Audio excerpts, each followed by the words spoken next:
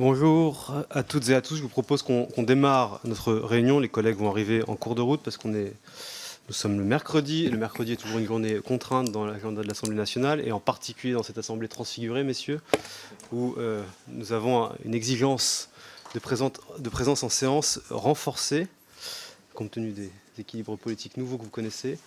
Et nous avons à 15 h, notamment le projet de loi de finances sur la sécurité sociale qui revient avec une motion de rejet. Donc essayons d'être efficaces dans notre réunion. Et donc, je suis heureux de pouvoir accueillir aujourd'hui un panel exceptionnel pour pouvoir débattre de sujets importants, de la communauté politique européenne, de l'avenir de notre Union, de son état actuel. Il y aura évidemment beaucoup de choses à dire et j'en dirai un petit mot en introduction. Je suis très heureux d'accueillir à mes côtés parmi les meilleurs connaisseurs des affaires européennes dans notre pays. Et je les remercie très chaleureusement d'avoir bien voulu répondre à notre invitation. Nos échanges s'annoncent passionnants. Je voudrais d'abord saluer à mes côtés la présence de Pierre Vimont. Monsieur l'ambassadeur, merci beaucoup. Vous avez évidemment une longue carrière diplomatique derrière vous. Vous avez été directeur de cabinet de plusieurs ministres. Vous avez été secrétaire général exécutif du service européen d'action extérieure. Et donc vous avez une connaissance extrêmement fine des institutions européennes. À côté de vous se trouve Jean-Dominique Giuliani.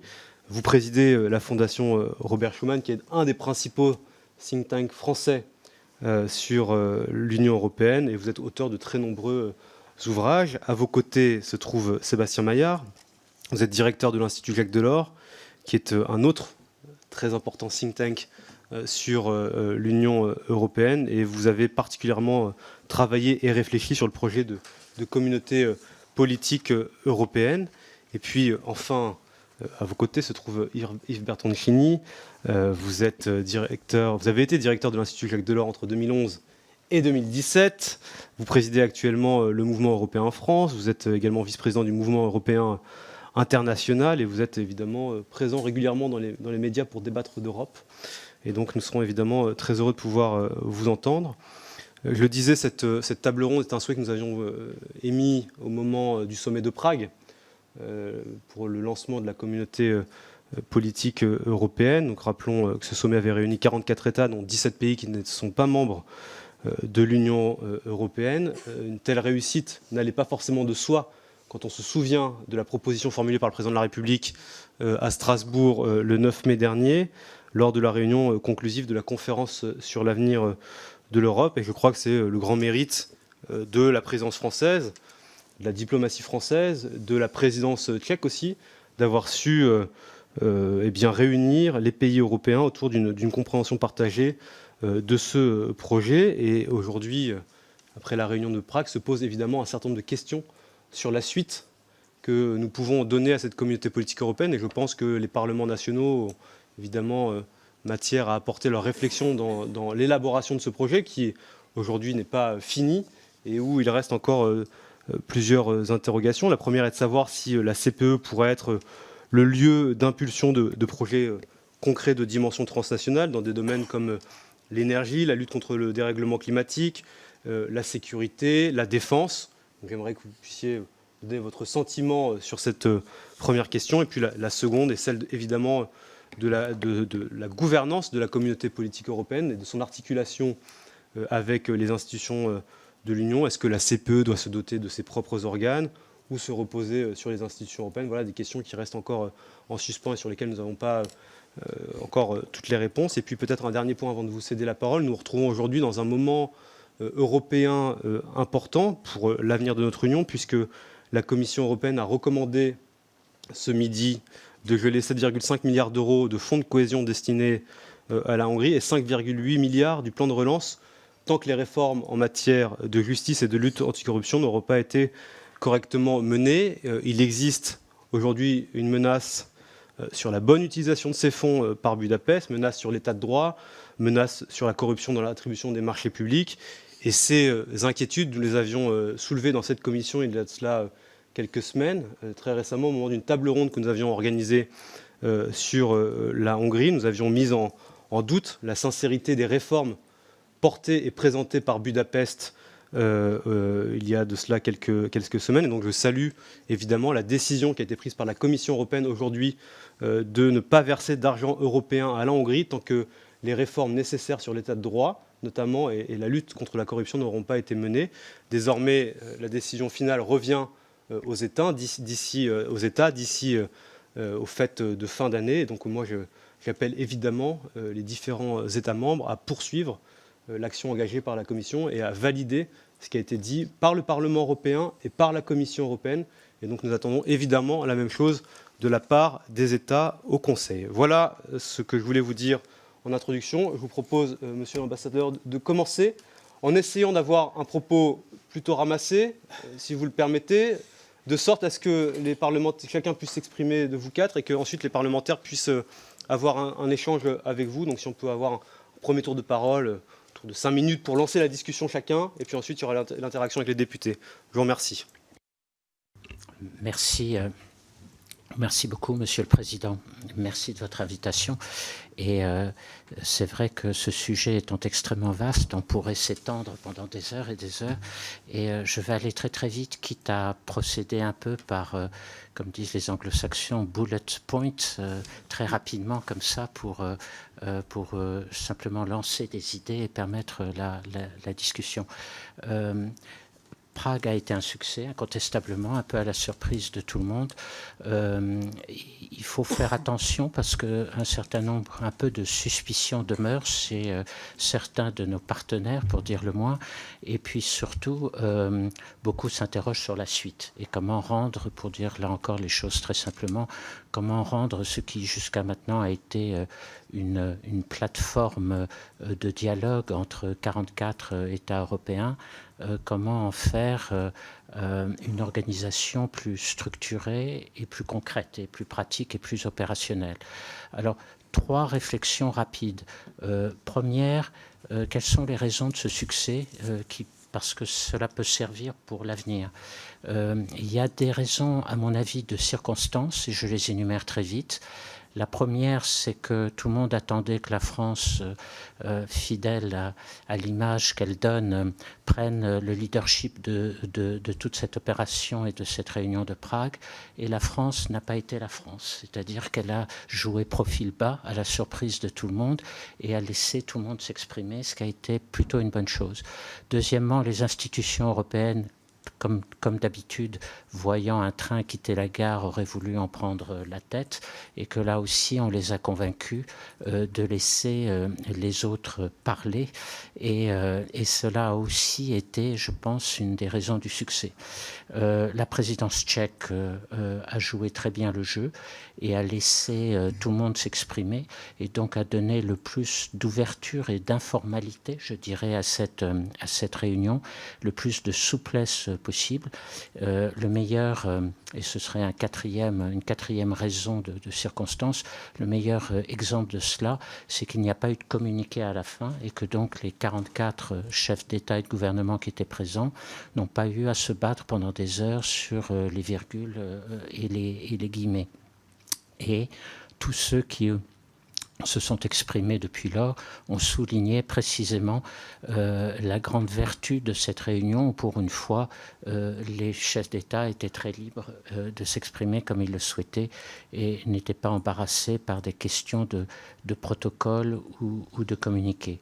Sur le fond, et ce sont des points à mon avis aussi qu'il faut prendre en compte, tout le monde était sur le même pied d'égalité, c'est-à-dire tous les États, les 44, étaient placés sur la même ligne et il n'y avait pas non plus de distinction entre les membres de l'Union européenne et les autres. Et ça a surpris et beaucoup plu. Les thèmes à discuter faisaient l'objet d'un assez large accord. Questions de sécurité ou toutes les autres questions que vous avez déjà mentionnées, Monsieur le Président, je n'y reviens pas. Cet exercice n'a pas été du tout rattaché à tout le processus d'élargissement. Et donc, ceux qui pouvaient craindre que la communauté politique européenne serve de salle d'attente ou d'alternative à l'élargissement ont été rassurés. D'abord parce que les décisions importantes à prendre vis-à-vis de l'Ukraine de la Moldavie ou de la Géorgie avait déjà été prise avant, et que donc ça a libéré les discussions de cette espèce d'ombre portée et de chape de plomb qui aurait pu être là. Troisième ou quatrième raison de fond, l'informalité en effet des débats et le fait qu'il n'y avait pas vraiment d'ordre du jour ni d'agenda et que donc tout le monde a apprécié cela. Dernier point, et je crois qu'il faut bien le dire, c'est un peu l'éléphant dans la pièce, il y avait une unité de tous autour d'un thème qui était la guerre d'Ukraine et le caractère inacceptable de l'agression russe. Et tout le monde était prêt à partager ce point de vue et cela a donc profondément facilité les débats. Voilà pour les raisons du succès. Maintenant, quels sont les risques devant nous? Et je voudrais en énumérer essentiellement 3 à partir de la considération qui est maintenant dans l'esprit de tous, c'est comment est-ce qu'on structure la suite des travaux de cette communauté politique européenne. Comment est-ce qu'on la structure à la fois en termes de gouvernance, comme vous l'avez dit? Est-ce qu'on crée un secrétariat? Est-ce qu'on va plus loin? Est-ce que, dans le cadre qui a été fixé à Prague, comme vous le savez, 2 réunions annuelles, l'une présidée par un membre de l'Union européenne, la deuxième présidée par un non-membre de l'Union européenne, est-ce qu'on dote cette communauté politique européenne d'une administration, d'un petit secrétariat ou d'autre chose? Deuxième question autour de la structuration, quel contenu est-ce qu'on donne à cet exercice et quel type de suivi opérationnel est-ce qu'on donne à tout cela. Et autour de cette réflexion générale, vous voyez bien immédiatement qu'il y a 3 risques importants qui apparaissent. Le premier, c'est celui de la bureaucratisation progressive. On a bien connu ça après les débuts du G7, peut-être même aussi du G20. Comment éviter qu'un exercice de ce type ne devienne très rapidement une procédure ou un processus extrêmement formel et qu'il perde ce qui a fait, je dirais, le charme de la réunion et l'intérêt de la réunion de Prague. Deuxième risque, celui de la communautarisation, en d'autres termes, que ce processus soit progressivement repris en main par l'Union européenne.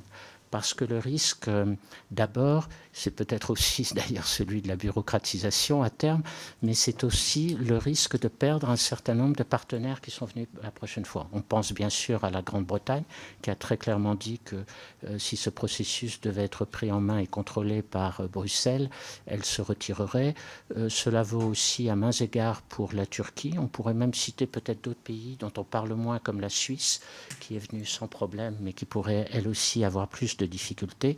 Et donc il faut être conscient de ce risque-là. Troisième risque, celui de la différenciation. On est parti, comme je le disais, sur un principe de pied d'égalité, mais à mesure que les choses vont avancer, est-ce qu'on ne verra pas réapparaître la division très forte entre membres de l'Union européenne et les autres, les membres de l'Union européenne et l'Union européenne étant dotés de moyens notamment financiers, législatifs, normatifs, qui leur donneront un poids grandissant au sein de cet édifice, et les autres qui se sentiront progressivement les laissés pour compte de cette affaire. Et le deuxième risque de différenciation, c'est les grands contre les petits, bien évidemment, et donc là encore, un risque d'affecter cette volonté d'être tous sur le même pied d'égalité. Troisième observation, et je m'arrêterai là, en réalité, derrière la réunion de Prague, les grandes questions de fond demeurent et n'ont pas été du tout abordées, bien sûr, à ce stade, mais elles seront toujours là, en arrière-plan, et elles risquent de ressurgir progressivement. La première, c'est au fond, à travers cette volonté de réorganiser et peut-être de mieux structurer notre espace continental européen, va se poser très vite pour l'Union européenne toute la question de l'avenir de sa politique de voisinage, notamment à l'Est. Le partenariat oriental aujourd'hui est déjà un peu en déshérence, puisque 3 de ses bénéficiaires, Moldavie, Ukraine, Géorgie, entrent de manière différenciée, mais néanmoins vont entrer dans le processus de l'adhésion, avec de nouveaux instruments, de nouvelles règles, de nouvelles modalités de négociation, et que bien évidemment reste à l'écart la Biélorussie, mais qui elle est totalement marginalisée pour le moment dans le cadre de la guerre d'Ukraine, mais l'Arménie et l'Azerbaïdjan, dont il faudra bien leur trouver un cadre de partenariat avec l'Union européenne, qui, à mon avis, ne peut plus être la politique de voisinage, même si, avec sa tendance habituelle, le système de Bruxelles pense qu'on peut continuer à faire vivre la politique de voisinage et notamment le partenariat oriental. Or, les deux intéressés disent déjà partout qu'ils ne veulent plus du partenariat oriental et qu'ils pensent au contraire que la communauté politique européenne pourrait être le lieu où s'ébaucherait ce nouveau partenariat avec eux.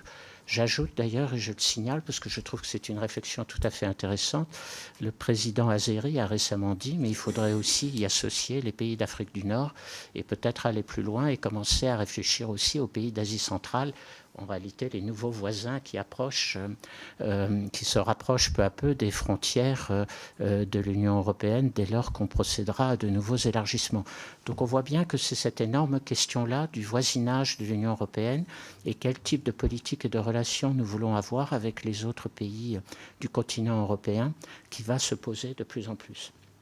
La deuxième question, c'est celle que vous avez rapidement mentionnée dans votre introduction, c'est la sécurité, l'ordre de sécurité en Europe, dont on voit bien que la guerre d'Ukraine l'a complètement remis en cause. Le système d'Helsinki, appelons-le comme cela, a disparu et qu'il faudra tout rebâtir d'une manière ou d'une autre en fonction tout particulièrement de la manière dont se fera la sortie de crise de la guerre en Ukraine. Tout ça est beaucoup trop tôt pour en parler. Il demeure que lancer une réflexion à long terme avec nos partenaires de la communauté politique européenne est peut-être une bonne manière de commencer. Et la troisième question, je dirais les deux éléphants dans la pièce dont personne n'a voulu parler, c'est bien évidemment les États-Unis d'un côté et la Russie de l'autre. Les États-Unis sont restés étonnamment discrets à l'égard de cette communauté politique européenne, peut-être parce qu'ils ont pensé, comme pour le projet antérieur du président Mitterrand, la Confédération européenne, que ça n'irait pas très loin. Le succès de la réunion de Prague, à mon avis, a toute chance de ramener progressivement les Américains dans le jeu et que cette question-là se posera à mesure que la communauté avancera. Cette question-là se posera de plus en plus. Et puis, il y a la Russie, bien évidemment. Pour le moment, il n'est pas question, en effet, et cela va de soi, de discuter de la présence de la Russie. Mais je dirais plus généralement la question russe, le problème russe lié au nouvel ordre de sécurité en Europe sera là, présent, et que, à ce stade, comme je le disais, Prague a pu traiter rapidement du problème dans le cadre d'une condamnation générale de l'agression russe. Mais une fois que nous serons sortis de cette guerre d'Ukraine, je l'espère dans les meilleures conditions pour les intérêts ukrainiens, il faudra bien, d'une manière ou d'une autre, se reposer la question. Et peut-être que là encore, la communauté politique européenne pourra être utile pour cela. Je m'arrête là, j'étais déjà beaucoup trop long, il y aurait plein d'autres choses à dire, mais je préfère attendre les questions et écouter mes collègues s'exprimer maintenant. Merci beaucoup. Et je cède tout de suite la parole à Jean-Dominique Giuliani. Merci beaucoup, Monsieur le Président, Mesdames et Messieurs les députés. Parler après Pierre Vimont, dont les analyses sont toujours extrêmement fines et taillées à la lumière de son immense expérience, est très difficile. Alors je vais essayer de donner notre avis sur les problématiques qu'il a si justement pointées. Le continent, la stabilité du continent européen est extrêmement fragile.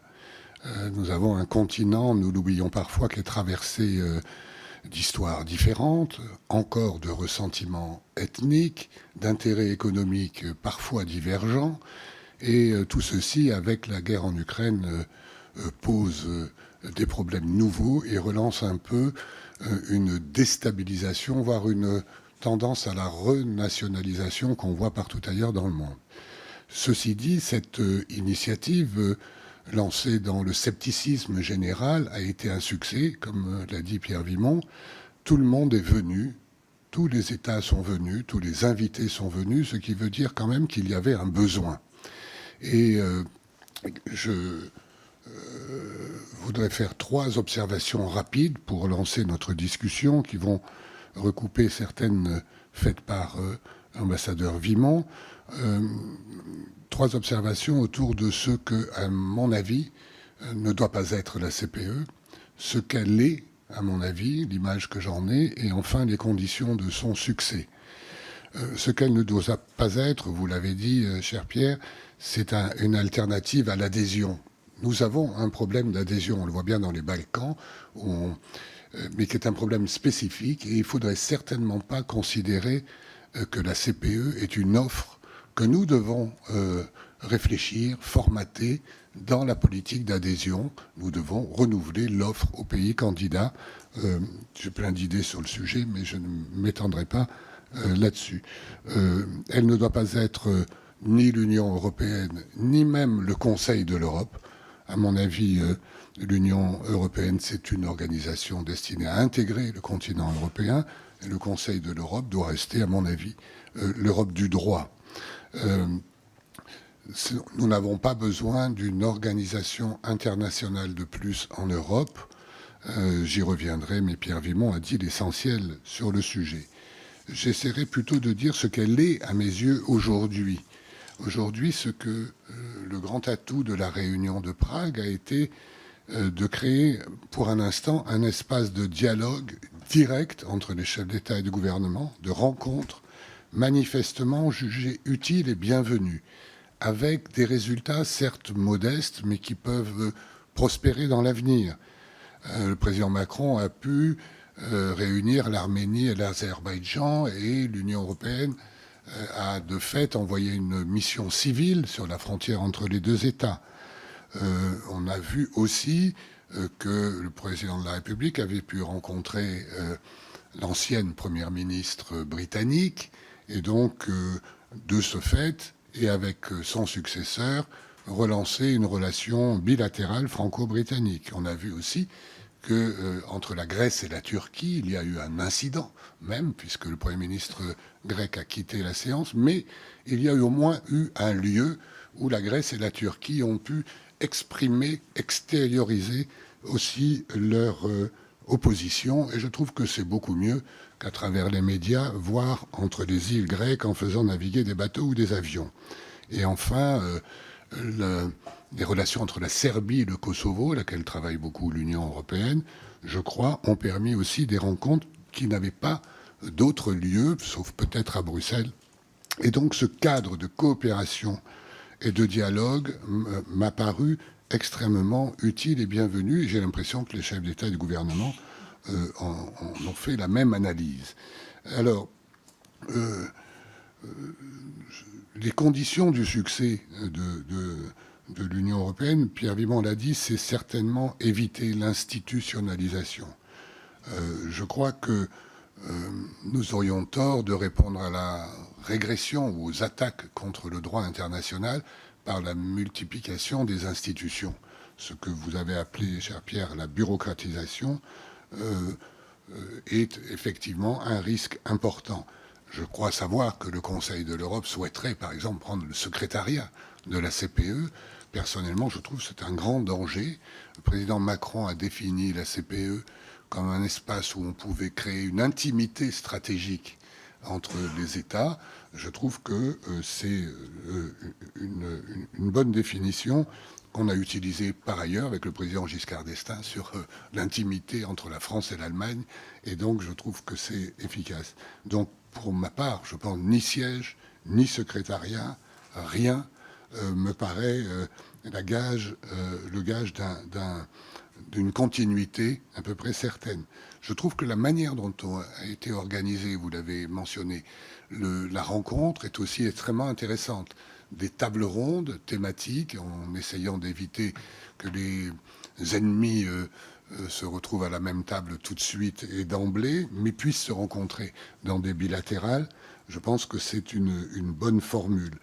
Quant aux thèmes, je les ai trouvés personnellement un peu généraux, et ça me permet de donner ma 3e réflexion. Quelles sont les conditions du succès, à mon avis?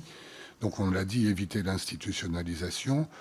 Je crois qu'il faut vraiment continuer dans un un fonctionnement, un mode de fonctionnement de ces rencontres qu'on qualifierait dans un terme que je n'aime pas, mais de disruptif, c'est-à-dire créatif, et trouver le moyen de permettre aux responsables étatiques de se rencontrer en toute confiance sur un pied d'égalité, comme Pierre le disait.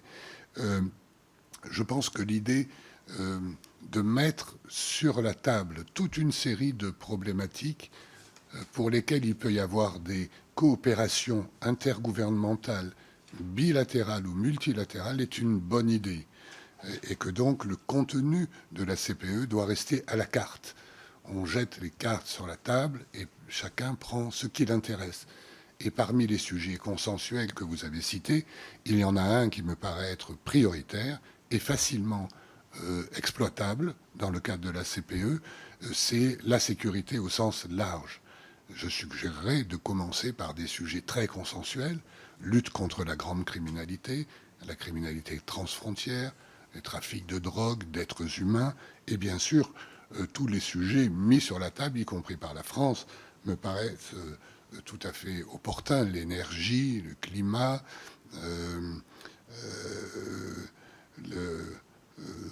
d'autres questions, notamment relatives à l'éducation et aux jeunes. Mais je ne crois pas qu'il faille viser un accord de l'ensemble des chefs d'État et de gouvernement participant aux futures réunions de la CPE. Surtout que la prochaine aura lieu en Moldavie.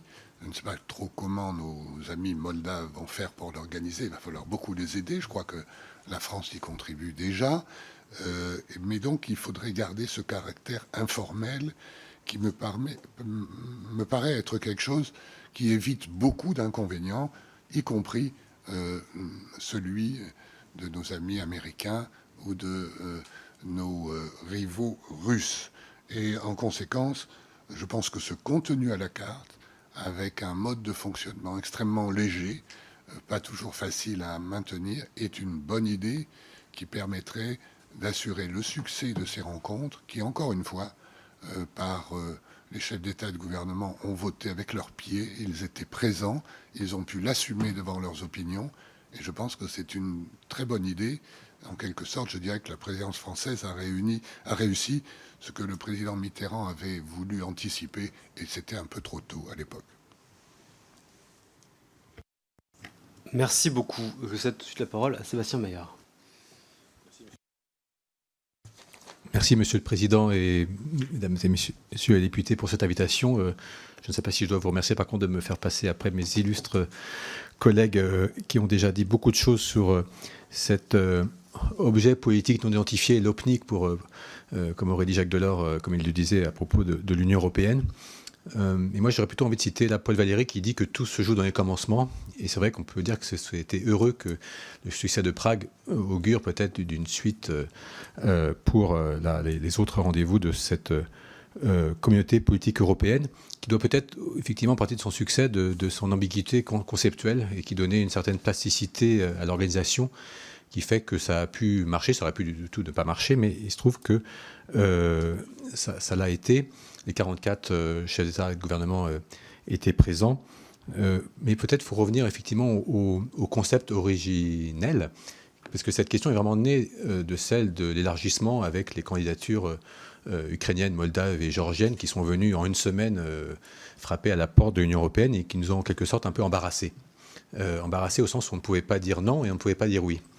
Et je pense que cette question est venue au départ de la communauté politique européenne, c'est de trouver un nouveau mode de relation avec les pays qui veulent rentrer dans l'Union européenne, mais qui ne peuvent pas tout de suite. Et on sait qu'ils ne peuvent pas rentrer tout de suite, et ce serait faire injure à l'Union européenne que de précipiter les choses, mais que ça n'empêche pas d'avoir déjà un mode de relation étroit avec eux.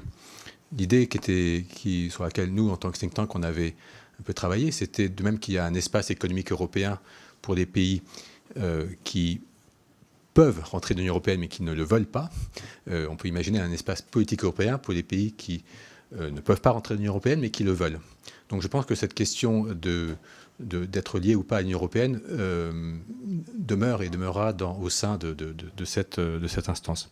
Mais c'est vrai qu'après, dans le discours du président de la République le 9 mai à Strasbourg. Et d'ailleurs, je souligne quand même les termes très liés à l'Union européenne. On est le 9 mai au Parlement européen, à Strasbourg. On parle de communauté politique européenne. Donc tout ça, dans le déplaise aux Britanniques, a une résonance très schumannienne, si je puis le dire. Mais c'est vrai que dans ce discours, il est question d'un socle de valeurs communes. Donc de réunir autour de la table européenne les pays qui soient ou non dans l'Union européenne, mais sur lesquels on se retrouve autour des mêmes valeurs. Et finalement, au fil des mois, et c'était même déjà dès le fin juin, on a vu qu'en fait, on se tournait plutôt vers une communauté d'intérêt. Et même le mot communauté est peut-être fort, puisque c'est surtout, je dirais, un forum stratégique européen qui se retrouve autour d'intérêts qu'ils partagent. Et sa vraie valeur ajoutée, peut-être, c'est d'être vraiment européen au sens continental du terme. Peut-être ce qui restera de Prague, et j'espère aussi à l'avenir, c'est qu'effectivement que c'est un sommet sans Russes ni Américains, et qui donne à voir le continent autour de ses intérêts en propre. Et ça nous permet aussi géopolitiquement de nous extraire de ce clivage ouest-est, l'Occident et le reste du monde. Et l'Union européenne, c'est plus que ça. Ça doit, je pense, s'affirmer en tant que tel. Ça nous a permis aussi, avec la présence des Britanniques, je dirais, d'avoir avec eux des rapports sur un tout autre pied que les questions compliquées qui demeurent liées à la suite du Brexit.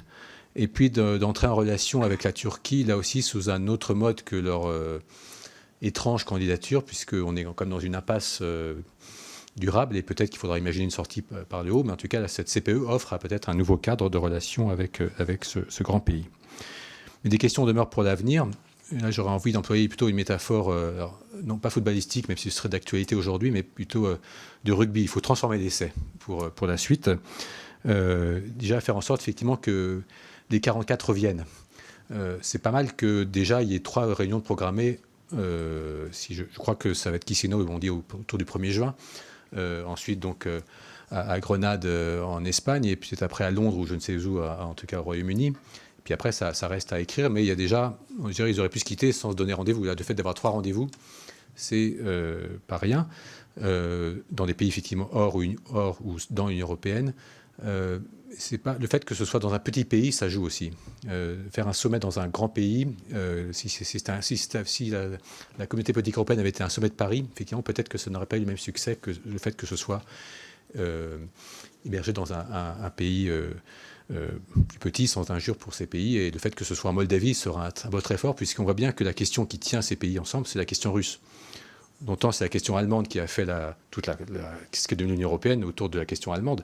Et là, aujourd'hui, c'est la question russe qui nous hante. Et elle va peut-être nous hanter longtemps, mais c'est ça qui peut faire que des chefs d'État et de gouvernement se déplacent. Moi, je souscris pleinement à ce qui a été dit sur le caractère informel. Il n'y a pas d'ordre du jour, il n'y a pas de communiqué final.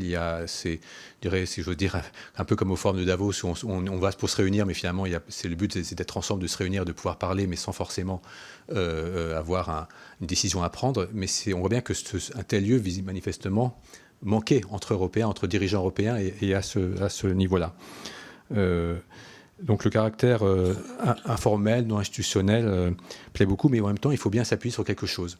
Et c'est là un peu où on en est aujourd'hui. On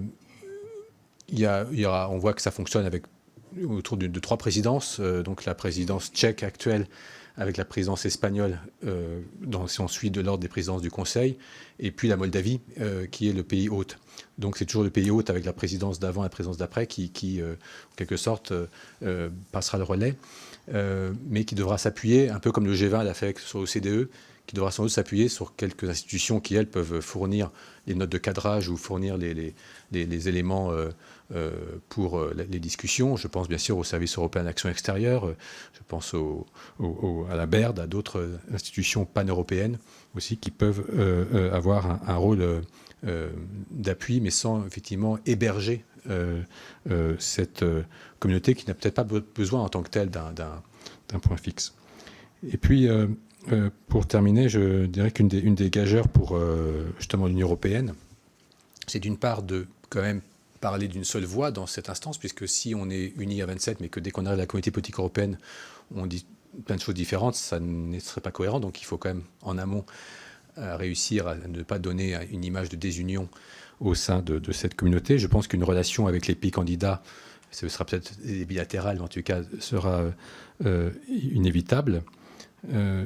Et la question aussi, et là c'est en pro-européen que je parle, puisque l'Institut Jacques Delors ne peut pas parler autrement. Je pense que si la communauté politique européenne devenait un très grand succès, ça pourrait presque se retourner contre l'Union européenne. Je veux dire par là que c'est tellement, comme c'est l'Europe intergouvernementale, pure, informelle, sans droit européen, sans contrainte, les plus nationalistes peuvent y trouver leur compte complètement et se dire que finalement cette CPE est trop bonne et l'Union européenne ne sera bonne effectivement qu'à fournir des notes pour des réunions. Donc il faut aussi être vigilant, en quelque sorte, que la CPE bien sûr est utile, il ne faut pas non plus tout en attendre. Merci beaucoup. Et pour conclure ce tour de table, je passe la parole à Yves Bertoncini. Merci beaucoup, Monsieur le Président. Cher Pierre-Alexandre, je vais être bref. Après avoir entendu mes trois prédécesseurs, avec lesquels je suis globalement tout à fait d'accord. Donc je vais ajouter quelques remarques pour laisser le temps à la discussion de s'établir. La première remarque, c'est que, avec d'autres ici, je pense à Constance Le Grip, Monsieur le Président, nous avons entendu à Strasbourg le 9 mai, en tant que membre de la conférence sur le futur de l'Europe, le Président d'abord expliquer ce qu'il allait faire des propositions formulées par cette conférence, et puis à la fin de son discours ajouter qu'il avait autre chose à dire, et c'était quelque chose auquel tous les participants de la conférence n'avaient pas pensé, mais lui, il ajoutait la communauté politique de l'Europe. Alors je dis cela pourquoi ? Je pense qu'il y a un intérêt important pour la France de ne pas faire comme si elle avait lâché la proie pour l'ombre. Et que, on me dit beaucoup, moi, à Bruxelles, oui, bon, ben, c'est bien beau. En gros, la France avait fait les consultations citoyennes pour l'Europe, ensuite la conférence sur le futur de l'Europe, maintenant c'est la CPE, et puis après, ça sera quoi ? Je dis cela, c'est un élément de contexte. Bon, je vais vous dire ce que je pense de la CPE, mais la France a intérêt à ne pas lâcher trop vite la conférence sur le futur de l'Europe, parce qu'après tout, Emmanuel Macron en était à l'origine, qu'il y a pas mal de choses intéressantes dedans, et qu'il serait bon que nos autorités, et je le dis aussi à l'Assemblée, continuent à assurer un suivi sur cette initiative dont nous avons la paternité ou la maternité, je ne sais. Alors, sur la communauté politique de l'Europe, deuxième remarque, bon, cette initiative, ça a été dit, bienvenue. En gros, c'est un forum, c'est un forum de rencontre, de dialogue. Quand on écoute ce qui vient d'être dit, c'est utile. On fait des belles photos, il y a des mots qui sont échangés, on fait des apartés. Ça me fait un peu penser au Forum de Paris pour la paix, mais qui va se déplacer tous les 6 mois. C'est utile, encore une fois, et c'est un espace qu'il fallait combler. Je ne suis pas sûr que ça devienne une communauté politique de l'Europe. Je vais me dissocier un brin de mon prédécesseur et ami Sébastien Maillard en disant que non, tout ne se lit pas dans les commencements.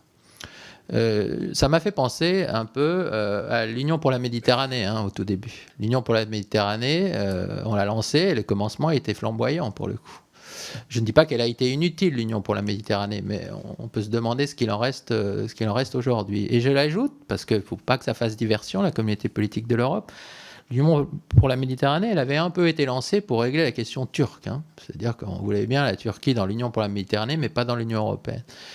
Du coup, voilà, ça m'amène à ma troisième remarque. Pour la seconde, laissons cela. Le forum se déplacera de loin en loin. Il y aura des apartés. Les chefs d'État et de gouvernement se retrouveront, et tant mieux. Ça pourrait être des échanges utiles. Et puis, puisque ça sera un incubateur, bien, les institutions concernées pourront s'emparer de ce qui s'est dit là.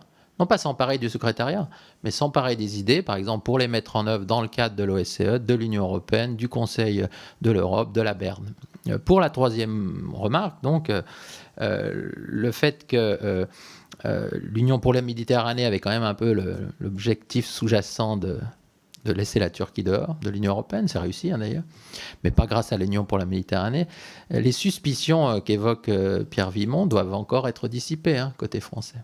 Est-ce qu'on n'a pas fait ça pour faire diversion face à quelque chose qu'il faut que cette Assemblée regarde de manière très attentive, à savoir la perspective d'une adhésion, même pas à court terme bien sûr, mais d'une adhésion à court et moyen terme, non seulement de certains des pays orientaux, et je pense en particulier à l'Ukraine, mais aussi, par ricochet, de celui des Balkans. Tout le temps qu'on passera à s'occuper de la communauté politique européenne, encore une fois une initiative utile, c'est du temps de moins pour affronter ce défi-là, qui est colossal, je dirais, pour l'Europe en général, et pour la France en particulier, qui, sur les sujets d'élargissement de l'Europe et d'adhésion, ne fait pas preuve, au niveau des élites comme des masses, d'un enthousiasme significatif, en tout cas remarquable.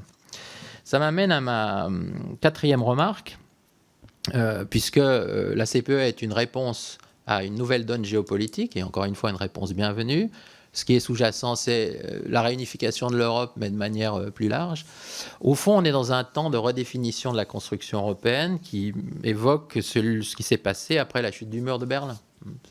La construction européenne, c'est de la géopolitique, c'est 3 guerres. Hein. À l'après-deuxième guerre mondiale, la construction européenne a été lancée. L'après-guerre froide, là, nous avons eu l'Union européenne et notamment l'euro. Et puis maintenant, on est dans la guerre en Ukraine et on se projette dans l'après. Sachant que c'est au moment où peut-être on arrive dans un ordre mondial un peu post-occidental. Parce que les Occidentaux ne sont plus tout à fait les centres du monde, les Européens non plus. Et la domination occidentale est questionnée. Et donc là aussi, il faut, je crois, que cette Assemblée se penche résolument sur ces enjeux-là, ne pas... Bon, évidemment, la CPE, encore une fois, initiative utile. Ça a été utile parce que ça met les Russes dehors, effectivement, c'est clair, et c'est aussi pour ça que les Français ont eu un succès, parce que jusqu'ici, notre diplomatie était un peu ambiguë, vue par les autres Européens. Mais les questions qui restent importantes et essentielles, c'est notre rapport, nous, Européens, à la Russie. Notre rapport, je le dis aujourd'hui, que notre président arrive à Washington avec les États-Unis d'Amérique. Et puis, il faut ajouter maintenant notre rapport, nous, Européens, avec la Chine. Voilà, parce qu'on n'est plus seulement au temps du duopole américano-soviétique, et là, en l'espèce, ça serait américano-russe, avec une Russie très affaiblie, une Amérique très renforcée. Mais il faut maintenant nous situer... voilà. Alors, je le dis juste en passant, et je termine pour ne pas prendre trop de temps. Voilà, cet environnement géopolitique-ci, hein, relation Europe-Moscou, Europe-Washington d'une part, et puis relation Europe-Washington, Europe-Pékin de l'autre, il ne donnera pas lieu à l'émergence d'une communauté ou d'un forum, hélas.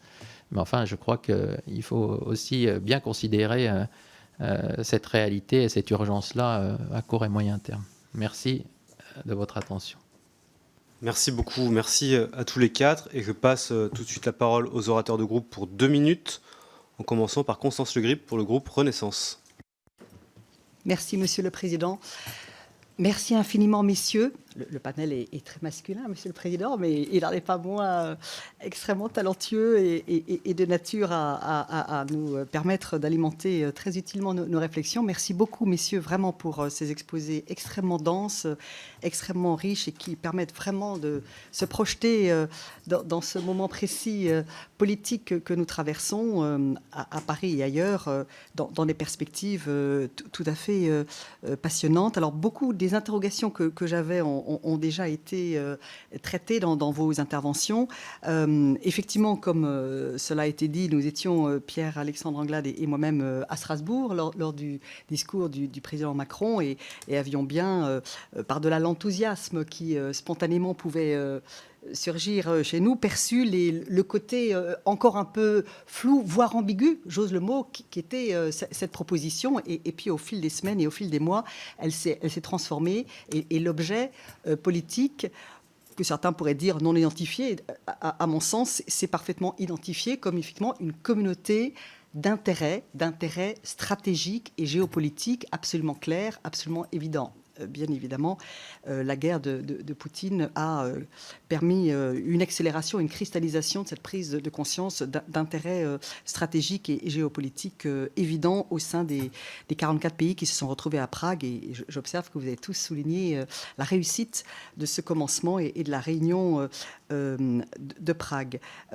Par-delà donc la perception de ces intérêts géopolitiques et stratégiques communs, effectivement, on n'est pas dans une communauté de valeurs, mais on est dans quelque chose qui permet quand même d'abord, de poser quelles sont les nouvelles frontières de l'Europe, me semble-t-il, de l'Islande au Caucase. Voilà cet espace que nous avons à organiser et à structurer ensemble.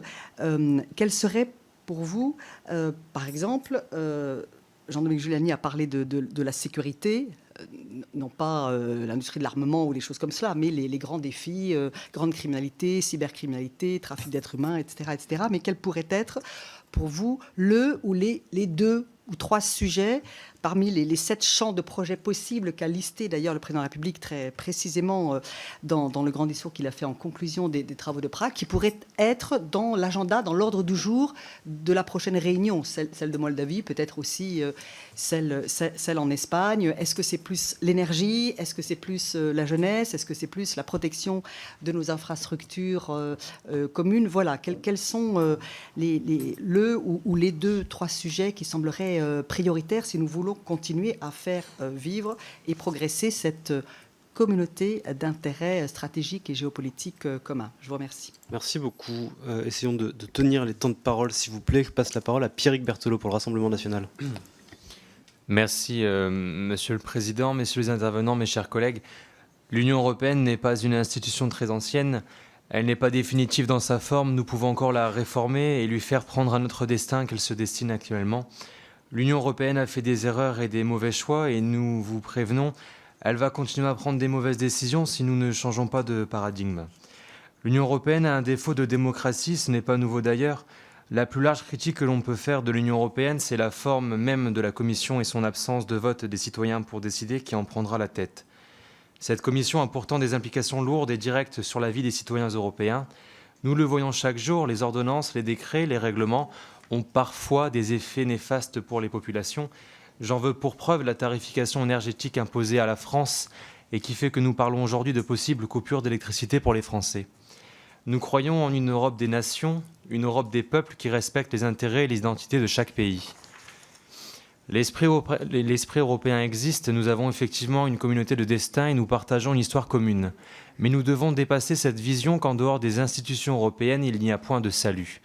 Nous sommes pour une Europe des nations, soucieuse du respect des institutions démocratiques de chaque pays qui la compose, forte d'une histoire millénaire, d'identité marquée et plurielle, d'institutions construites au fil des siècles, pas à pas, au gré des événements historiques et des volontés des peuples, et non pas imposées froidement, comme peuvent l'être les institutions européennes.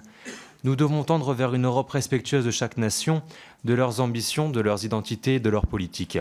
Nous nous retrouvons devant un carrefour où nous affirmons notre volonté d'un retour d'une Europe des nations, soucieuse de créer des alliances solides et respectueuses des intérêts de chacun, ou nous continuons dans la forme actuelle de cette Union européenne qui enchaîne les décisions, qui pénalise les peuples, qui nie les identités des pays et qui va contre les intérêts des nations au profit d'une mise en concurrence généralisée plutôt qu'une véritable union.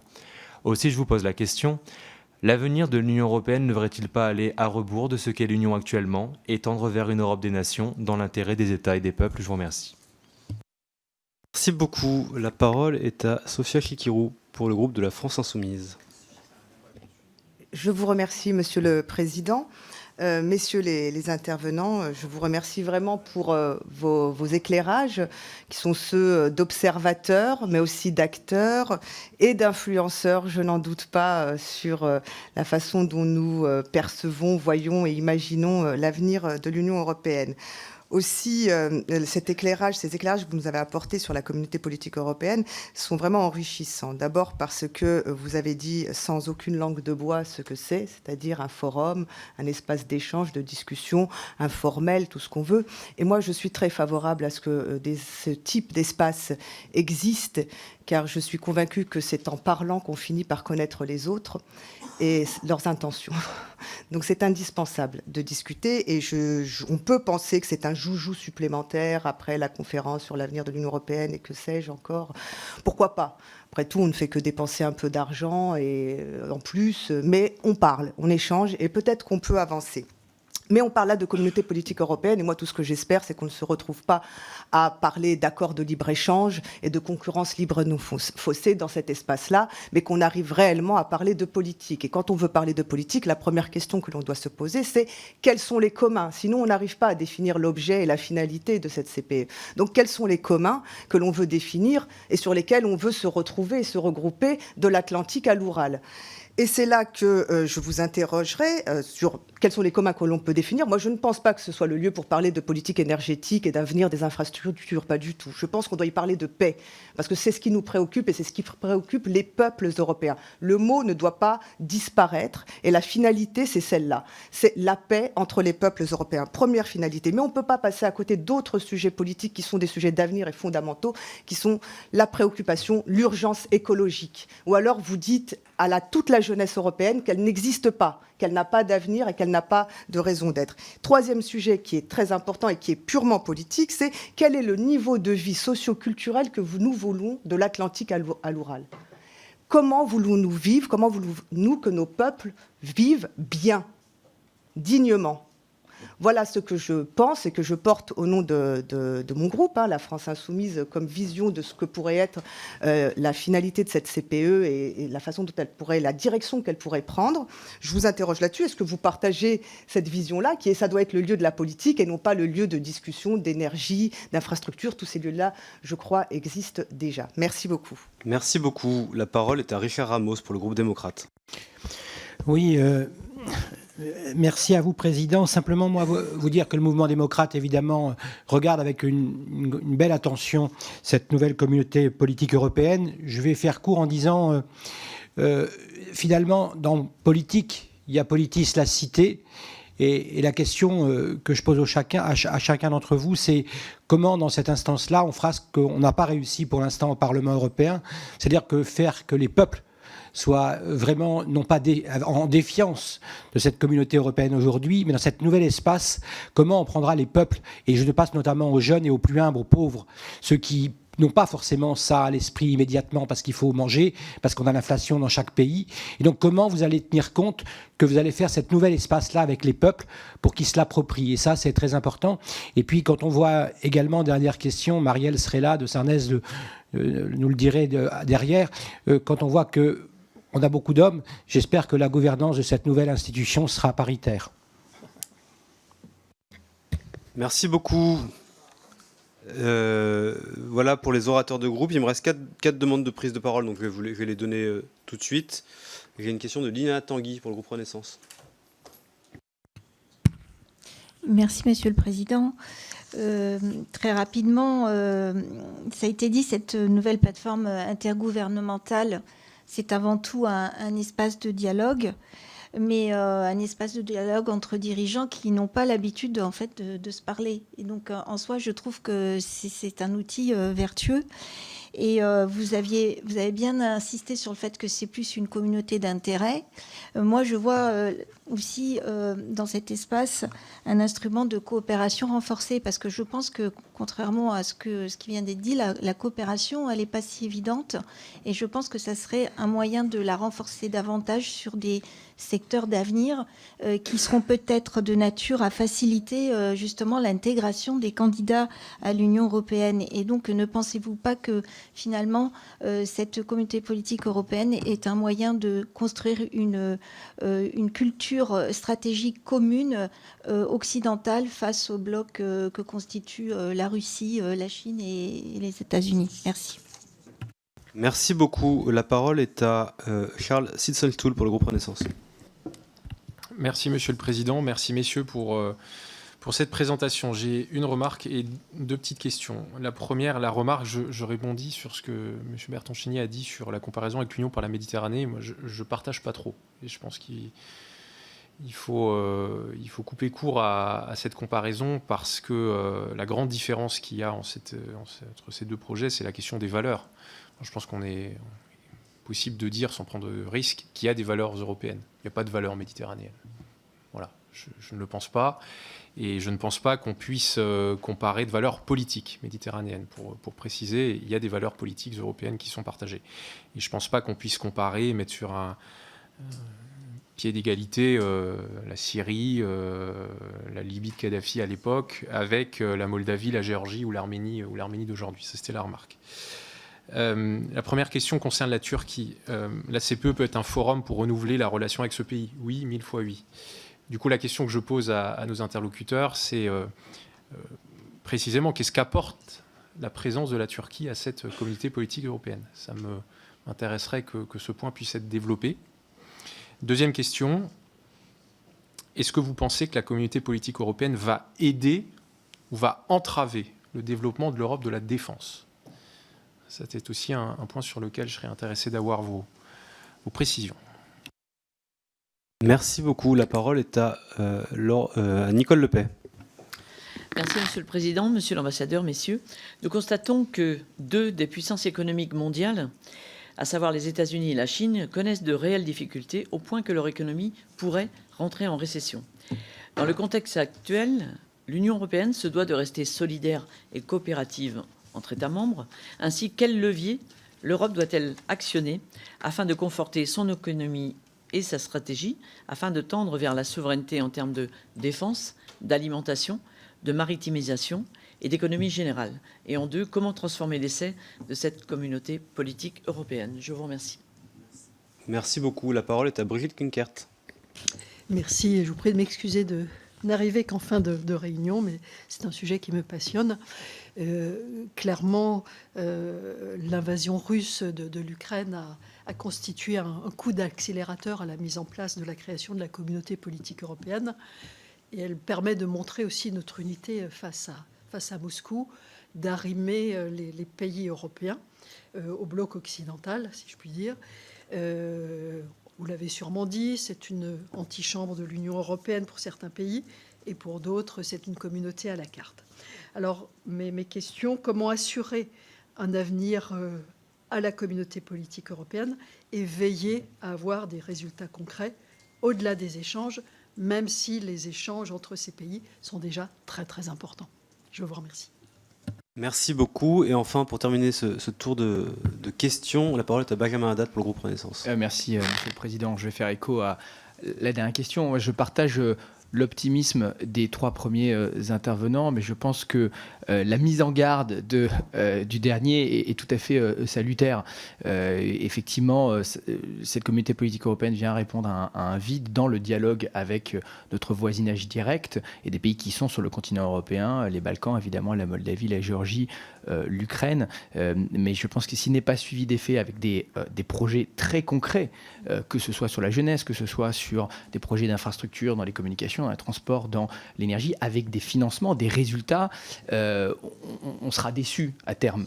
Et je partage totalement l'analyse de mon collègue Chisensoul sur les valeurs, mais il faut après créer une dynamique concrète sur ces valeurs. Quand on va dans les Balkans et qu'on voit que c'était des vaccins chinois qui ont été distribués via la Serbie, on voit là un échec très concret, réel, de l'Union européenne sur son continent. Donc je voulais juste partager vraiment cette, non pas cette inquiétude, mais enfin en tout cas cette mise en garde, et puis avoir votre sentiment justement sur les projets concrets et la façon de les financer, vraiment de les mettre en œuvre dans le cadre de cette CPE. Merci beaucoup à toutes et à tous pour vos questions. Je vous redonne tout de suite la parole en reprenant l'ordre de prise de parole initiale, si ça vous va, monsieur l'ambassadeur. Très rapidement, parce qu'on pourrait passer beaucoup de temps pour chacune des réponses, et je voudrais essayer de regrouper ça autour de deux réflexions générales, en reprenant ce que disait Yves au départ, parce que je suis pour ma part convaincu que, au fond, la communauté politique européenne ne fait que reprendre le débat que nous aurions dû avoir au moment de la chute du mur de Berlin et de la fin de la guerre froide, et que nous n'avons pas été capables de faire, d'où le vide dont vous parliez, monsieur le député, qui restait à combler. Et je trouve d'ailleurs qu'il est tout à fait intéressant et presque logique que le président de la République reprenne la réflexion de François Mitterrand, qui se situait justement en 1990. Nous sommes toujours confrontés à ce problème que nous n'avons pas réussi à intégrer le fait qu'on passait dans une phase nouvelle de l'ordre européen et qu'il fallait, en 1990, commencer à y réfléchir. Nous ne l'avons pas fait, ce qui me fait toujours penser, alors là, je vais peut-être être un peu polémique, mais je me lance quand même, que autant l'adhésion de 2004 des pays d'Europe orientale et centrale a été un grand succès économique, autant nous voyons bien, même encore aujourd'hui, avec ce qui se passe en Pologne ou en Hongrie, que la mayonnaise politique n'a pas pris parce que nous autres, Européens de l'Ouest, n'avons pas compris quelles étaient toutes les conséquences de cette adhésion. Et au fond, la communauté politique européenne, c'est une nouvelle tentative de reprendre cette discussion nécessaire dans un contexte qui est bien évidemment totalement différent. Nous avons devant nous un énorme élargissement encore à prendre en compte, les Balkans, l'Ukraine, la Géorgie, la Moldavie et d'autres peut-être derrière. Et donc l'immense mérite, et c'est là où je voulais en venir, de cette communauté politique européenne, c'est qu'elle nous propose une autre méthode. Et je la trouve intéressante. Et de mon point de vue, c'est là où il faut bien distinguer. Elle est un lieu de dialogue politique qui, à maints égards, ne doit pas entrer ensuite dans le détail des affaires opérationnelles. Elle peut fixer des priorités, elle peut fixer un agenda, mais il faut ensuite laisser ça dans une deuxième étape à d'autres. C'est là où, à mon avis, l'Union européenne a son vrai rôle à jouer, avec tout ce qu'elle peut apporter, les programmes qui existent déjà, les programmes relatifs à la connectivité, le Global Safe Way, les instruments de préadhésion pour les candidats à l'élargissement, et bien d'autres instruments encore, les normes, etc. Et c'est là où l'Union européenne doit se situer, et éventuellement d'autres, peut-être l'OTAN sur les questions, un certain nombre de questions de sécurité, peut-être le Conseil de l'Europe sur certaines questions de droit. On n'a pas parlé de l'OSCE, mais l'OSCE est là aussi, et se sent un peu bousculé par cette communauté économique européenne. Donc il me semble qu'il faut jouer sur deux étages, et qu'il faut absolument garder et préserver la communauté politique européenne d'entrer dans le deuxième étage.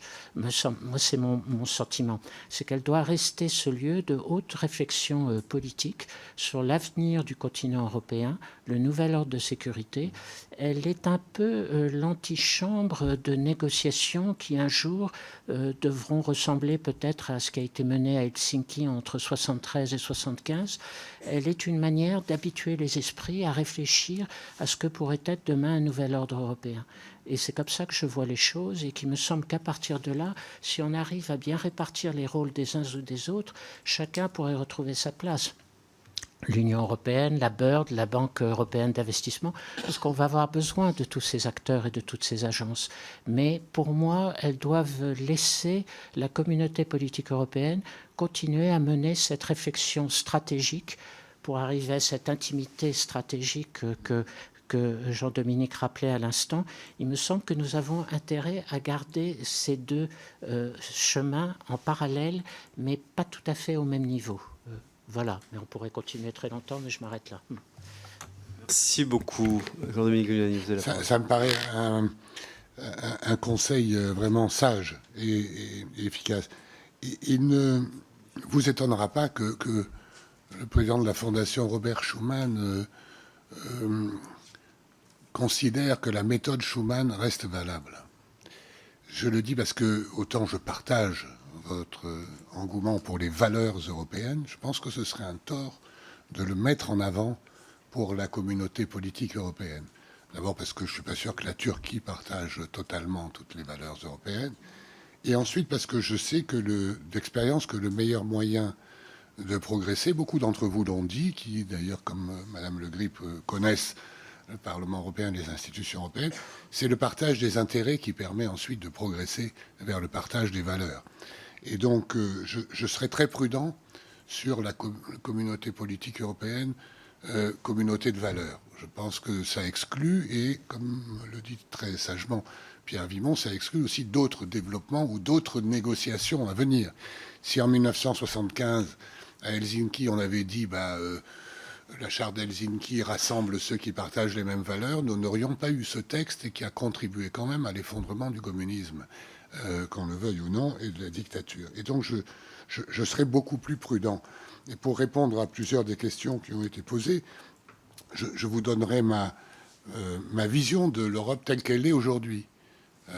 J'ai entendu le représentant du Rassemblement national parler de l'Europe des nations. Alors moi, je vous dis que pour moi, l'Europe aujourd'hui, elle est plus intergouvernementale que l'ont rêvé tous les chantres de l'Europe des nations depuis l'origine, et plus fédérale que l'ont rêvé les plus fédéralistes. Parce que, à la fois, rien ne peut se passer au niveau européen sans l'accord des pays, voire leur initiative, le plan de relance, la Covid, la lutte contre c'est une initiative des États qui s'appuie sur l'Union européenne, qui doit convaincre aussi les partenaires. Et donc, il y a l'Europe des nations, c'est l'Europe des nations aujourd'hui, mais c'est aussi plus que l'Europe des nations, c'est quelque chose davantage. Et donc, pour cela, elle est l'outil qui peut aider la réussite le plus efficacement, l'outil le plus efficace pour, comme le dit Pierre Vimont, aider à la réussite de, Madame Chikirou l'a dit, l'objectif de paix, parce que c'est quand même la paix et la stabilité sur le continent qui sont visés par la communauté. Vous avez raison, madame. Vous avez tout à fait raison. Je partage votre avis. Alors, je ne sais pas si ça va jusqu'à l'oral tout de suite, pour l'instant. Mais en tout cas, oui, c'est l'objectif. Et c'est un objectif. C'est quelque chose qui manquait. Donc, vous avez parfaitement raison de dire que ça doit rester politique. D'ailleurs, je m'étais permis de le suggérer dans mon introduction. Alors, sur le sentiment d'appartenance que vous évoquiez, je vous dirais que pour que les Européens se sentent plus européens, il faut que la dimension européenne soit efficace. Elle l'a été dans la lutte contre le Covid. Et je crois que nous avons un impératif de sécurité globale qui aujourd'hui interpelle toutes nos nations et que donc nous devons y répondre en commun. Et je pense, c'est pour ça que j'ai mis la sécurité au premier plan de ce qui pourrait être concrètement décidé dans le cadre de la CPE, c'est que je pense par exemple que la lutte contre la drogue ou la criminalité ou le trafic d'êtres humains intéresse tous les membres qui étaient présents. Bon, évidemment, si ça peut s'élargir après une coopération militaire, mais encore une fois, je crois que nous aurions tort, nous Français, comme toujours, de penser que la CPE, c'est un nouvel ensemble d'actions. C'est un forum de dialogue. Et les résultats concrets, j'en ai cité quelques-uns, mais ne les sous-estimez pas quand même. Quand l'Union européenne envoie une mission civile sur la frontière d'Azerbaïdjan et d'Arménie, c'est la conséquence directe de ce qui s'est passé à Prague. La relance de la discussion et de la coopération militaire entre la France et le Royaume-Uni, c'est aussi, ça a été rendu possible par Prague. Et donc, si la Grèce et la Turquie se sont écharpés, c'est, à mon avis, une bonne chose qu'ils le fassent dans un cadre et devant des collègues qui les modèrent et dans un cadre diplomatique où ils sont obligés de rester modérés, alors qu'ils auraient plutôt tendance à jouer le rapport de force sur le terrain, un rapport de force dangereux. Sur la souveraineté de l'Europe, oui, madame, vous avez raison, mais alors, moi, maintenant, je me méfie de ces grands mots. Bien sûr que j'adhère à l'idée d'une Europe plus souveraine. Je pense que s'il serait plus logique de dire qu'il faut choisir ses dépendances. Dans l'histoire de l'Europe, nous avons la richesse, les progrès sont toujours venus de l'ouverture de l'Europe sur le monde. C'est le plus petit continent du monde, 4 millions de kilomètres carrés. Donc le continent, la taille pertinente du XXIe siècle, c'est 9-10 millions de kilomètres carrés, la Chine, le Brésil, l'Inde, etc. Nous sommes petits, donc nous devons rester ouverts. En revanche, nous devons choisir les dépendances qui sont acceptables et choisir celles qui ne sont pas acceptables. Je ne crois pas que, franchement, ça relève de la CPE, parce que ça relève de l'intergouvernemental. Mais justement, la CPE permet des échanges intergouvernementaux. Je suis toujours frappé de la manière dont les accords de Schengen ont été créés. Ils ont été créés sur une base intergouvernementale à 5. Aujourd'hui, il y a 24 États, dont pratiquent presque tous les États de l'Union européenne, mais même des États extérieurs. Donc, une fois encore, la méthode des petits pas déterminés, elle conduit à partager des valeurs, des politiques. Et ensuite, alors évidemment, l'Europe est imparfaite au regard de certains, mais en réalité, ça marche et c'est comme ça que nos concitoyens le voient plus facilement par l'efficacité que par les grands mots. Voilà, comme je le pense. Et de ce point de vue-là, je pense que c'est une très bonne solution que propose cette communauté politique européenne. J'ajouterai sur l'élargissement, puisque vous en avez tous parlé, que vous avez raison. Pierre Vimont le dit avec détermination. Le grand élargissement à venir, il est à la fois incontournable, il faut que notre pays en prenne conscience, et à la fois extrêmement difficile. C'est un immense défi pour l'Union qui devrait l'amener à, une fois encore, revoir ses processus décisionnels, etc. Je ne vois pas comment ça peut se faire aujourd'hui. Je ne vois pas comment on peut, même si j'y suis très ouvert, lancer des changements institutionnels, etc. C'est pour ça que je me suis permis de suggérer, mais je suis sûr que vous y travaillerez par ailleurs, qu'il faut trouver une nouvelle offre à faire aux candidats à l'Union. Est-ce qu'une adhésion graduelle pourrait être envisagée? Aujourd'hui, ça paraît très difficile. Est-ce qu'on peut offrir quelque chose d'autre? En tout cas, ce n'est pas le sujet de la communauté politique européenne, qui est beaucoup plus vaste. Et quant à l'état de droit, je viens de faire 2 interventions au niveau européen avec beaucoup de jeunes, etc., pour essayer de les convaincre qu'il y a un état de droit fixé par les traités de l'Union européenne. Il n'y en a pas plusieurs. Il n'y en a qu'un vers lequel nous devons tous tendre, parfois à des rythmes différents, en fonction de l'histoire de nos pays, de la Hongrie, de la Pologne, mais il ne faut pas que nous soyons pessimistes ou que nous passions notre temps à stigmatiser ceux qui ont du mal, pour des raisons politiques, pour des raisons parfois un peu fourbes, à rejoindre cet état de droit défini dans l'article 2 du traité d'Union européenne et qui doit rester notre lumière à tous. Merci beaucoup, Sébastien Maillard. Je vais tâcher aussi de répondre à toutes ces bonnes questions sans prétendre avoir toujours la réponse. Mais d'abord, sur le périmètre de cette communauté politique européenne, c'est vrai que lorsque le président de la République avait lancé l'idée le 9 mai, je pense que lui-même n'imaginait pas qu'il y aurait 44 pays à Prague quelques mois après. Et la question s'est posée d'ailleurs pour les invitations. Est-ce qu'on invite Israël? Est-ce qu'on invite ou pas tel ou tel autre pays? Donc, et on sait bien que si le Royaume-Uni est venu, c'est parce que la Turquie est venue. Si la Turquie est venue, c'est parce que le Royaume-Uni est venu. Donc tout ça, je dirais, se tient. Mais je pense que la limite de l'extension est dans le nom européen. Et que, même si la définition, je ne suis pas géographe et je sais qu'il y a plusieurs définitions de savoir jusqu'où finit l'Europe et dans le Caucase ou pas, mais bon, on voit que jusqu'à un certain point, on n'est plus dans l'Europe et je pense qu'il faut s'en tenir à la géographie. Donc, non, les pays de la Méditerranée, d'autre côté, n'ont pas leur place, ni l'Asie centrale. Enfin, je pense que c'est vraiment une communauté qui doit montrer sa raison d'être par le fait même d'appartenir à un même continent.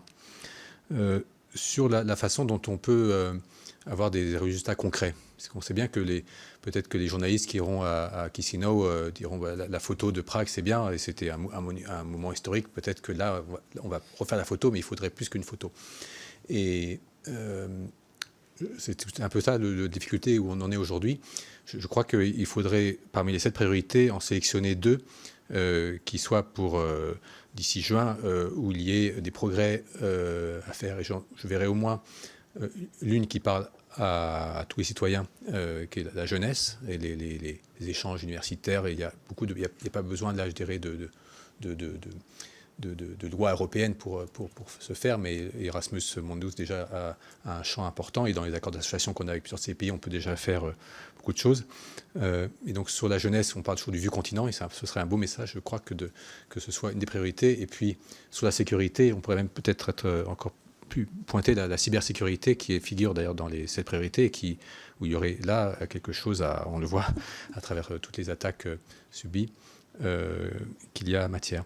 C'est vrai que ce n'est pas une communauté de valeurs. En même temps, donc la Russie n'est pas invitée, la Biélorussie n'est pas invitée. Donc je dirais, on est loin de partager toutes les mêmes valeurs autour de la table de l'Islande à l'Azerbaïdjan. Mais je dirais, jusqu'à un certain point, on a quand même une certaine raison d'être là. Et je crois que tant que la guerre dure en Russie, il n'y a bien sûr aucune question que ce soit un dialogue avec la Russie. Moi, je ne dis pas que l'Europe va de l'Atlantique à l'Ural. En ce moment, elle va de l'Atlantique à Lugansk.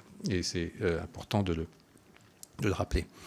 Mais c'est vrai que ce n'est pas l'objet de cette communauté politique européenne. On l'a dit, de devenir un nouveau machin. Ça doit plutôt que de faire le parallèle avec les débuts de l'Union pour la Méditerranée, moi, j'aurais plutôt en tête les tout débuts du Conseil européen, lorsque Giscard l'imaginait, où c'était vraiment effectivement complètement informel. Ça donnait une impulsion politique aux communautés, mais ce n'était pas rattaché. Comme aujourd'hui, ça fait vraiment presque trop de choses remontent au Conseil européen, et ça, c'est un autre débat. Et donc, ça doit garder ce caractère informel, mais donner une impulsion politique à tous les organes pan-européens qui en ont besoin pour, après ça, je dirais, délivrer, pour employer un anglicisme, les priorités qui sont données. Donc c'est pour ça que l'interaction avec la Commission européenne, avec le Service européen d'action extérieure, avec la BERD, avec même la BEI ou d'autres organes, l'OSCE seront essentiels pour, après, je dirais, qu'en amont ou en aval, cela suive, mais ça doit rester ce caractère informel, une espèce de dialogue, pour parler de coopération.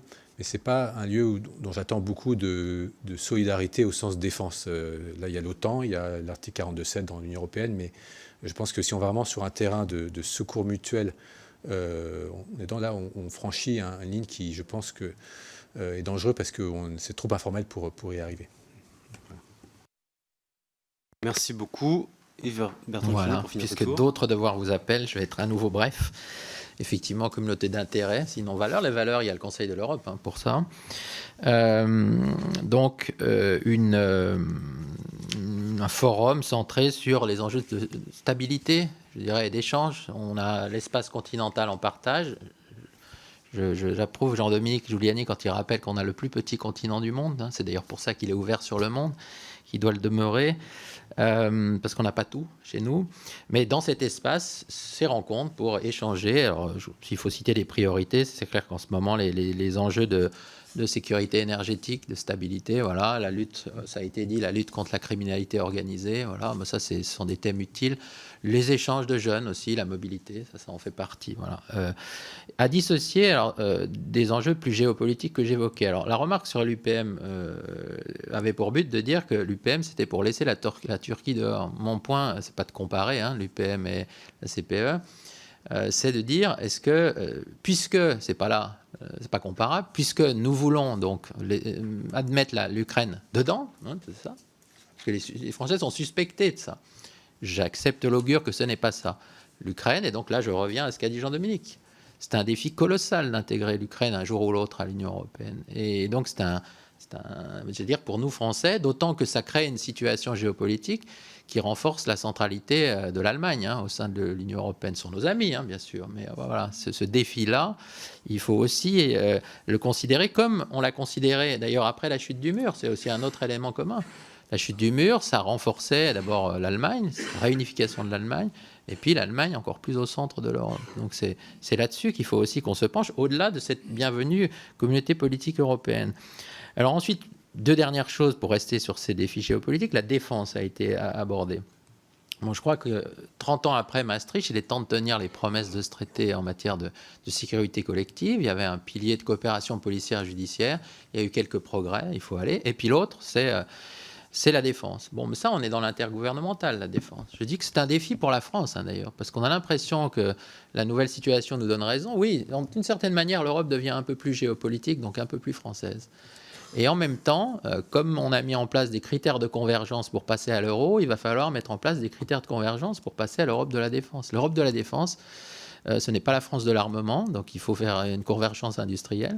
L'Europe de la défense, elle doit s'articuler avec les démocraties de nos autres pays. Je le dis dans cette assemblée, un chef d'État qui envoie des troupes en Afrique la nuit sans vote, c'est une grande chance que nous avons en termes d'efficacité, mais enfin, ce n'est pas du tout aligné sur les pratiques de nos autres partenaires. Donc il faut une forme de convergence politique pour qu'on puisse agir ensemble en matière de défense. Et puis aussi une convergence stratégique. Et ça m'amène à ma dernière remarque sur ce contexte plus large, nos relations avec la Russie. Bon, là, je crois que c'est assez clair. La Russie est une menace pour les Européens, nos relations avec les Chinois, puis notre relation avec les États-Unis. Alors j'ai entendu sur ces bancs parler du bloc Chine, Russie, et puis aussi du bloc américain. Je suis toujours attentif dans le débat public français quand j'entends le mot « face aux États-Unis », parce que ça nous isole en Europe, face aux États-Unis.